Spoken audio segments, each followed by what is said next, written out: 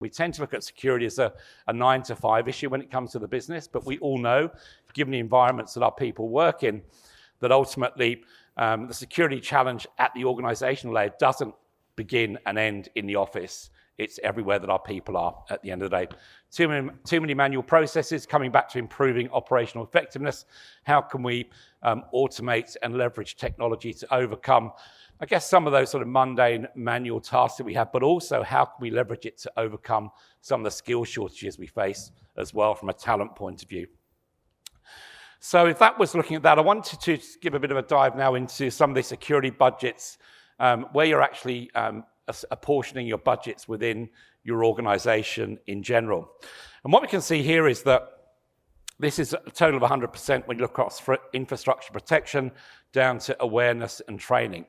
And it's interesting, when I look at infrastructure protection, about sort of 19%, almost 1/5 of your budget is going to infrastructure protection.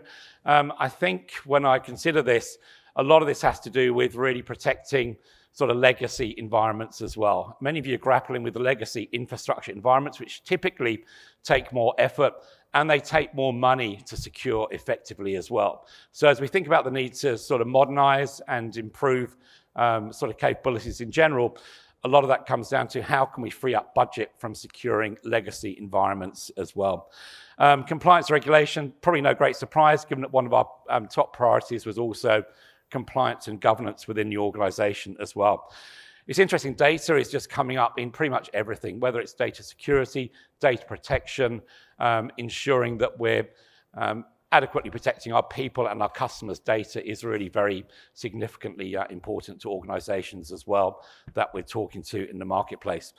And again, you see that awareness and training is sitting at about 7%. So we're still spending, I guess, a significant amount of our security budgets on awareness and training.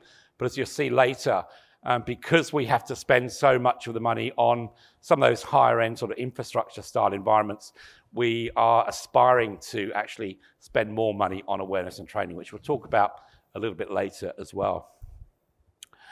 So shifting now from the kind of the business to where we're spending the money to some of those technology inhibitors to our security initiatives as well. Just as I said, legacy systems and processes, that's number one inhibitor from a tech point of view. Again, flowing back to that 19% of our budget going towards infrastructure protection. Complexity continues to be a major issue, and I think many of you would probably agree that we are grappling with an inordinate amount of security tools within most of our organizations, which is becoming increasingly complex and difficult to manage. And then that's also exacerbated by the overall challenges we have at that overall technology stack and technology environments we have. One thing we've seen as many of us have moved quite significant workloads to cloud environments is that hasn't necessarily reduced the complexity. We're now managing sort of increasingly sort of hybrid multi-cloud environments, as well as having to maintain our in-house environments as well. So the complexity of what we're dealing with continues to be very significant. And we'll hear today from a number of vendors, and obviously I know you talk to vendors probably very, very often, or that at least approach you very often, is really looking at approaches and, if you like, frameworks in many ways and technologies to help reduce some of those technology stack complexities and the amount of tools that we're dealing with. Things like zero trust, SASE, those kind of things as well. How can we leverage technology effectively to reduce some of that complexity is very important as well. And then lack of data ownership policies.